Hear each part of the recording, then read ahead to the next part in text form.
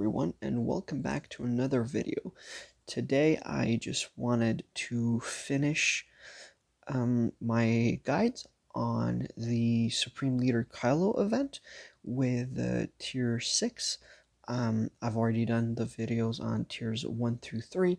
I'm not really going to do tier 4 and 5 because they're the same as tier 6 but just much easier. So you can just apply the tier 6 strategy to tier 4 and 5 and you're going to be golden. So I'm just going to do tier 6. I'm going to go through the mods, the team that I use, and the strategy. I'm going to do the battle once and show you how you should play that battle. So first things first, this is a very, very difficult battle. So you absolutely have to mod swap. There is no way around it. You guys probably know that I hate mod swapping, but this is a situation where you just can't do it without mod swapping. So you just might as well prepare yourself for that. You're going to be doing a lot of mod swapping in unlocking that ability. So I'm just going to go through my mods quickly. First things first, of course, you're going to be using Supreme Leader Kylo. For him, I don't actually change the mods from my arena. So this is what I have, and this is what I'll be using for the event. 121k health, 500 speed, 12.3k offense, and a crit damage arrow. Next, we are going to be using Hux, and he's also one who I don't change the mods for. Stop game. So yeah, for Hux, I'm running him at 300 speed. 300 is around the minimum you would want for him. If you can get him a little bit faster, that's okay, but it's not the end of the world. Any other stat doesn't really matter, it's just the speed that you want. Next, we're going to be using Phasma. And for Phasma, she is someone that you want to be very fast. You can see her normal mods that I have on her give her 214 speed. That is nowhere near enough. So what I'm going to be doing is actually giving her Bastilashon Fallen's mods. Now I'm just going to delete her old mod set because I changed it, and give her a loadout so I can place those mods back easily. And if the game would load... Yes, I have internet, game. Come on. Are you seriously going to make me put you on my LTE? Alright. Okay, now it's working. Alright. I don't know why this happens. I guess my internet is too shitty for this, but whatever. So yeah, for Phasma, I'm going to be giving her my Bastilashon Fallen's mods, which is going to put her at 286 speed. So where you would want Phasma is about 280 speed. Try not to go any lower. Technically, you could go a little bit lower if you wanted, because of the new buff that Supreme Leader Kylo got that gives him 30 speed. But still, I prefer to run her at this speed. I just find it makes it much easier. Next, I think we actually passed over him. Yes, it's Kylo Ren. Now, I have heard some people use in his spot, they use Sith Trooper, but I tried that and I wasn't getting amazing results, given that was before the buff to Kylo, but still, I wasn't a huge fan of it, so I would like to use Kylo Ren instead of Sith Trooper. Now, again, for for him, you don't need him to be as fast as Phasma. Around 260 speed is going to be just fine. What I do is I give him my BB-8's mods. It puts him at around 265, 66. That's where I would say you want your Kylo to be. And last but not least, it's going to be First Order Officer. And for him, it's actually very weird because normally you would want him to be slower than Hux, but for some reason in this event, actually having him go before Hux makes it easier. I can't really explain why. I guess it's because it allows you to do stun AoE instead of stun AoE, so you get like one more AoE out of him, but that's probably it. It you can probably make it work with Fu slower, but I found that this works much better. Uh, and yeah, of course, this was thanks to Brock. I would have never thought of making Fu faster than Hux without him. So shout out to him for this little tip.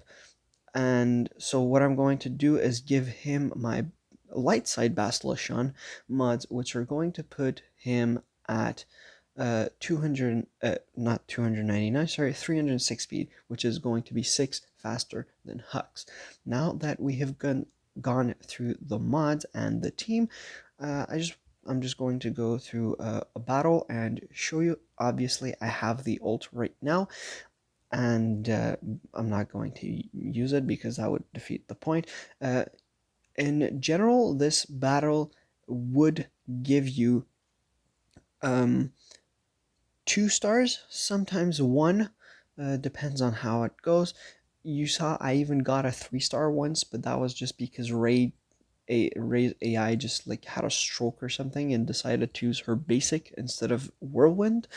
So yeah, that's how I got a 3-star on that event, which is kind of cool, but that's probably not going to happen a lot. Now, this is sometimes Ray's AI again has a stroke and is going to be using basic in places where she shouldn't be using the basic.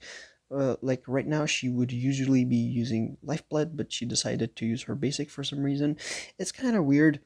I don't know why that happens, but it does, and there's no way around it. So anyway, the way that you're going to be approaching this battle is always stun Finn. You could also do with stun Poe first, and then with Hux, you're going to stun him. That's going to work as well.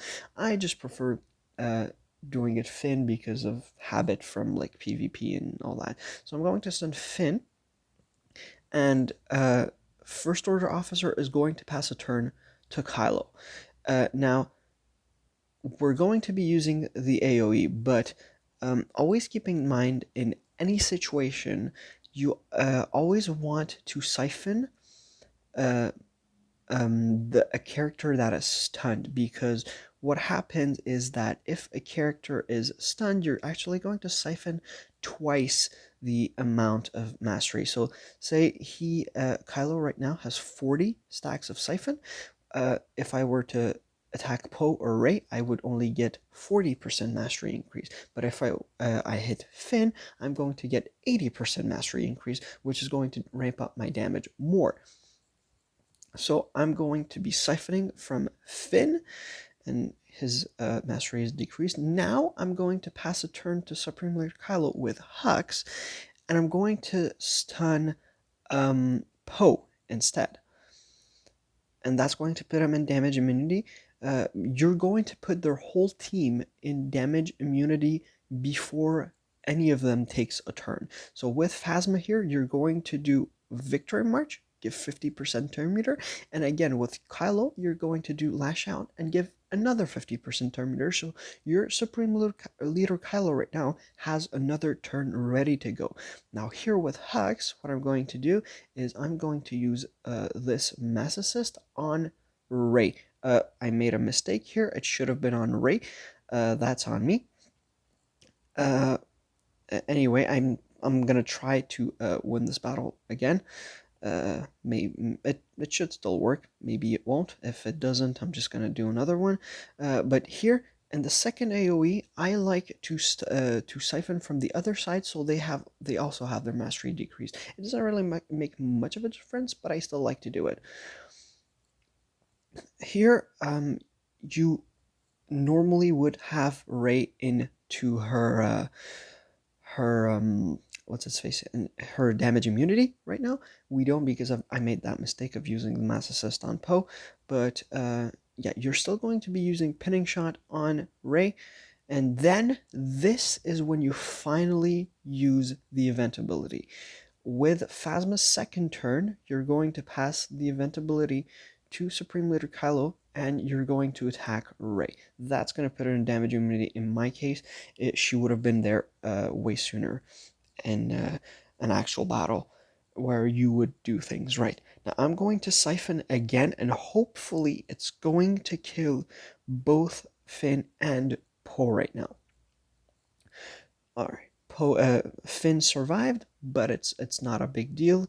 What I'm going to do now is I'm going to pass a turn to Kylo, and here I'm going, at this point, it's just full steam ahead, just blow Rey out of the water. So I'm going to take the event ability on Kylo and give it to himself, and then I'm going to basic, and I'm going to pass another turn to Kylo, and I'm going to basic, and Rey is gone, and at this point you've won the battle. So as you can see, like the strategy is very straightforward. You stun one side, you siphon that side, you stun the other side, you siphon that side. That's going to put the two sides into damage immunity, and then you go all out on Rey, and once she's in damage immunity, you just try to like ramp up your mastery as much as you can, and once Rey comes out of damage immunity, you go all out on her. One thing to keep in mind, you should try and take Rey out before she takes 5 turns. You saw she only took like 2 or 3 against me. That's what you want. If you let her take more than 5 turns, she's going to become enlightened. And what enlightened does is that it gives her 50% damage reduction. And now that's on top of the 30% that she gets from her Galactic Legend ability. So that's going to make it so your Kylo has a very, very hard time actually getting through Rey. And in the beginning, when I was first starting to farm the ultimate, I had a lot of problems with that, and I actually lost 2 battles because of that until I got the strategy down. So yeah, just keep that in mind. But if you follow the strategy that I showed here, you should be fine. She should never get to her enlightened.